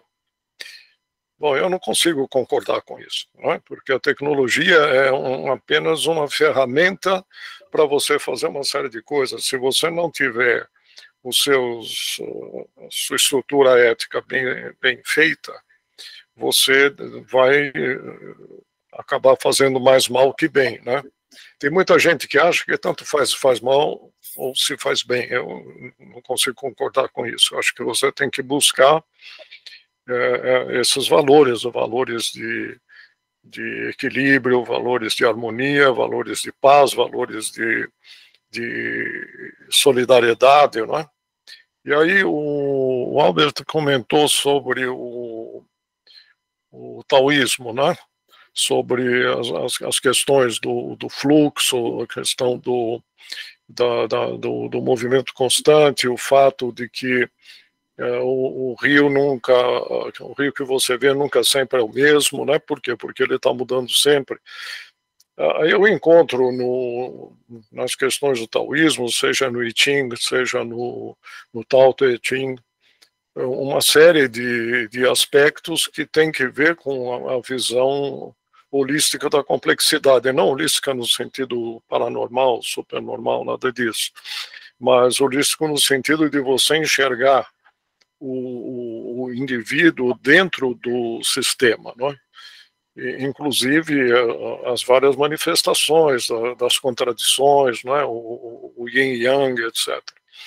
Então eu tenho a impressão que essas coisas tendem a se desenvolver e elas podem ou não ganhar força, né? Quando eu digo essas coisas, eu digo solidariedade, etc., todas essas coisas boas, né, da ética, mas elas convivem com as outras coisas que têm um histórico de desenvolvimento de milênios, né? Da competição, da capacidade de você subjugar o seu semelhante, coisas desse tipo. Então, essa dicotomia, ela vai continuar sempre existindo, é o yin-yang, né? Por isso eu acho que a gente não pode desprezar esse conhecimento antigo, porque os caras tiveram muito tempo para ficar observando a natureza, e mesmo que eles não escrevessem equações ou fizessem programas de computador, eles intuíam esse comportamento, né? E eu não sei o que a gente pode fazer em relação a isso, a não ser ensinar as coisas para que as pessoas saibam. Então, se você diz, puxa, está havendo uma puta confusão das redes sociais aí, está errado, tá errado. Então, por que isso está acontecendo? O que é o veículo disso? Qual é o saber que está por trás disso? É só psicologia ou é psicologia aplicada a um algoritmo? Ou esse algoritmo representa uma distribuição de localizações, um espaço de crenças, etc. Então, são essas questões que as pessoas têm que um dia poder resolver. Eu até nem sei, não sei nem expressar a questão, na verdade. Eu estou dizendo a coisa de uma maneira muito genérica, né? Porque a gente não sabe dessas coisas. Então, okay, quando professor. Ok, então vamos passar para mais uma pergunta. Pois não. Vou passar a palavra para o Sérgio Salazar, para a pergunta dele. Olá, Paulo, não estou conseguindo abrir a câmera aqui, não sei porquê, não sei se está... não faz mal, pode fazer a pergunta. Não sei porquê se está fechada. Mas primeiro agradecer ao Mamana e a Laide que está aqui também. Eu via vocês décadas atrás, na antiga FEC da Unicamp, que vocês ocupavam uma sala. E, recentemente, a questão de 1 ano e meio, conheci a sua filha, a Andréia, também, quando ela estava na Gomes da Costa, tivemos ótimas conversas. Muito bem. Então, em primeiro lugar, agradecer aí pela apresentação, como foi dita, como a complexidade é complexa, né? Mas eu tenho me interessado muito por essas questões, até deixei uma referência do Daniel Wall, né, que tem se ocupado dessa questão das culturas regenerativas, deixei aqui no chat, mas como tantos outros, o próprio, desde o Fritjof Capra, que trouxe toda essa questão da teia da vida, o próprio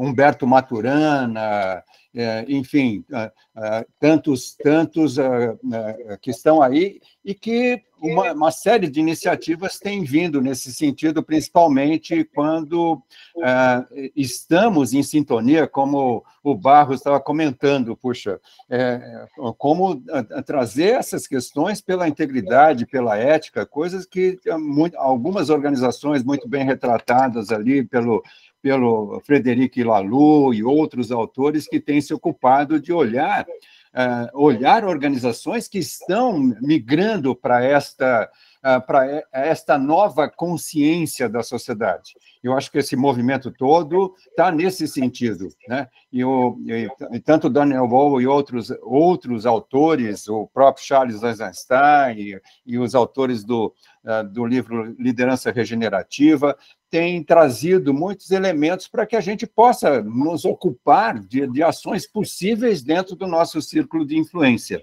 E tudo isso requer esse contato, esse diálogo que este grupo acho que representa muito, muito bem. Então, poxa, eu fiquei muito interessado, Alaide, de eventualmente participar desse grupo, e obrigado por você colocar o seu e-mail aí, vou entrar em contato, sim, para poder ter uma conexão com vocês. Então, mais uma vez, um agradecimento e abraço a todos vocês. Muito obrigado. Obrigado por tudo. Eu vou fazer mais uma pergunta, Mamana. Uma coisa que tem ressaltado, que tem se destacado como alternativa de trabalho e de base para que as pessoas trabalhem são os 17 Objetivos do Desenvolvimento Sustentável, que foi produzido pela ONU, né, pela Organização das Nações Unidas, e nos reflete a uma mudança de enxergar o desenvolvimento. Olhar o desenvolvimento a partir de considerar a ecologia, de considerar o meio ambiente e o sofrimento do meio ambiente, né? As dores do meio ambiente, além das dores das pessoas e além da viabilidade que é necessária né, para que isso ocorra, a viabilidade econômica. O que você nos disse desses objetivos e essa direção possível para o trabalho de pesquisa, de uma forma geral, das pessoas, dos pesquisadores, dos próprios projetos que a gente possa apoiar, para que mudemos a direção do desenvolvimento, que hoje é predatório, e passamos a ter um desenvolvimento que seja sustentável. O que você nos diz sobre isso? Eu acho que esse é o desejo de todo mundo, né, Paulo? A gente estuda esses conhecimentos da complexidade porque acha que eles têm certa probabilidade de virem a ser importantes nesse processo de correção de rumo. Primeiro porque eles trazem consciência sobre a nossa incapacidade de agir completamente sobre o sistema ecológico, sobre os sistemas de organização que a gente tem, mesmo empresas, né? Então você começa, a partir daí, ter uma posição pessoal que é muito mais para a humildade do que para a arrogância. E eu acho que um fator fundamental que está embutido na grande maioria dos pensamentos, tanto orientais como ocidentais, e que tem que ver com Morin, que ver com todas as pessoas mais humanistas que estão envolvidas nesse processo, que é justamente o fato de você, como cientista, ser humilde e não arrogante. Você não sabe tudo. Você tem certeza de que não sabe tudo. Aliás, o velho Sócrates já sabia isso, né? Então, eu acho que a gente tem que começar por aí. A gente tem que fazer as coisas no pequenininho, mas ir convencendo as pessoas, mudando cada ponto, até que a gente ache um ponto que é o nó-górdio da questão, como é chamado. Mas é talvez uma variável que seja possível mexer e você melhorar a situação. Eu acho que muita gente está indo nessa direção de tentar corrigir os movimentos. Por outro lado, tem muita gente que está absolutamente cega. Absolutamente cega, não posso falar outra coisa. A pessoa não enxerga que está acontecendo isso tudo à sua volta e está promovendo coisas deletérias para a humanidade. Então, não sei como é que isso vai resolver. Eu acho que, no momento, eu acho que não tem nenhuma teoria, nenhum modelo, nada que possa nos garantir algum resultado. Aliás, até agora, o que a gente aprendeu nesses sistemas complexos é que eles são imprevisíveis. E a gente tem que tomar cuidado para não deixá-los entrar no caminho da autodestruição. Ok, uma manifestação clara disso são as mudanças climáticas, que estão... Entramos em rota de perigo com o que está acontecendo em função do meio ambiente, né? A Laíde pediu a palavra novamente, e o Antônio Barros também. Não, só para dizer que o endereço onde a reunião é realizada está aí no chat, para quem não viu. É só isso. Okay, muito obrigado, Laíde. Eu podia ter avisado. E, realmente, quem abriu o chat vai ver o endereço de e-mail da professora Laíde, pode fazer o contato com ela. Passo a palavra, então, ao Antônio Barros. Professor Mamana, uma pergunta objetiva. Os estudos apontam nessa direção, mas a pergunta: me parece que é necessário um grupo que se dedique somente à seguinte questão: como fazer os grandes capitães da indústria e da indústria do marketing pararem um momento suficiente para eles entenderem que o barco está afundando e que eles estão financiando e produzindo material cultural que fazem as pessoas dentro desse barco abrigarem umas com as outras e pouco se importarem com isso. Como? Então, precisaria ter pessoas, inteligências, 2, 3, 10 pessoas, como fazer isso chegar a essas pessoas, porque eu acredito que se eles entenderem isso. Não vão. Desculpe. Depois que vê, muda. O que você acha? Eu acho que isso é uma coisa muito boa se puder acontecer. Eu não sei como é que isso pode ser feito. E acho que a gente poderia ter uma discussão de horas sobre essa questão também, porque tem tantas razões para que isso ocorra dessa maneira, né? E só mesmo uma mudança de paradigma que inclua as mudanças de crença, uma mudança ética, etc., que pode levar a isso, né? Então, por isso que eu citei o caso aí, tanto do Papa Francisco como do Fórum Mundial, que estão querendo levar as coisas, mas parece que ninguém se mexe. Mas isso não quer dizer que a gente deva ficar parado, a gente vai continuar. Eu vou continuar estudando até morrer, tentando contar para os outros o que eu fui encontrando no meio do caminho, é o que eu posso fazer. Eu me sinto como se fosse um guia de museu, um guia turístico. Dom Quixote seria o... Dom Quixote, não, Dom Quixote... O pessoal já andou falando muito do Dom Quixote quando a gente estava fazendo a informática, a microeletrônica e tudo, mas eu acho que não é uma questão de Dom Quixote, é uma questão mesmo de você ir aprendendo o que está aí. No momento, a minha sensação a respeito do esforço que a gente está fazendo não é de a gente aprender e saber, e ficar sabido, e ficar isso, ficar aquilo. A gente está querendo mostrar o que a gente encontra no caminho desse aprendizado. É como se fosse um guia de turismo. Gente, vamos na terra da matemática, vamos ver o que os caras estão fazendo. Vamos na terra dos biólogos e vamos ver o que eles estão fazendo. Vamos ver quando é que os dois se juntaram e o que deu do fato deles dois se juntarem. Mas eu acho que não dá para fazer nesse momento mais do que isso. Não dá, por exemplo, a não ser em alguns casos pontuais, como a Laide já mencionou, na questão da organização das cidades, etc.,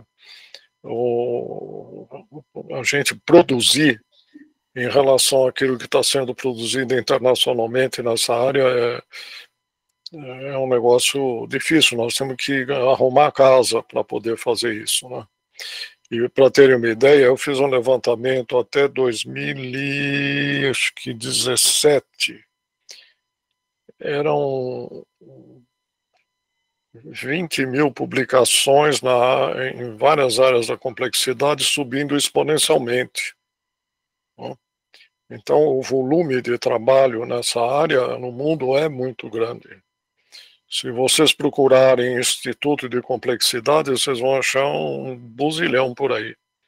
Todos os países, todas as cidades quase hoje têm lá seu instituto. Alguns deles são mais famosos, outros não são famosos, mas a pergunta fica sendo, muito bem, enquanto isso está ocorrendo, a maior parte das vezes que a gente apresenta as questões da complexidade, a reação das pessoas é, puxa, eu não tinha prestado atenção nisso. Né? Então, essa é a realidade que a gente está tentando, nesse mini grupo, mudar. Não quer dizer que vai conseguir. Né? Inclusive, muito bem. Então, deixando o convite a todos para entrar em contato com o grupo da complexidade lá de Campinas, dos Mamanas, né? Eu vou brindar hoje, então, a palestra dada pelo Mamana, agradecê-lo, e um brinde a você, a todos os presentes, e até a próxima, então, pessoal, vamos parando, eu vou parando a gravação, e até a próxima. Obrigado.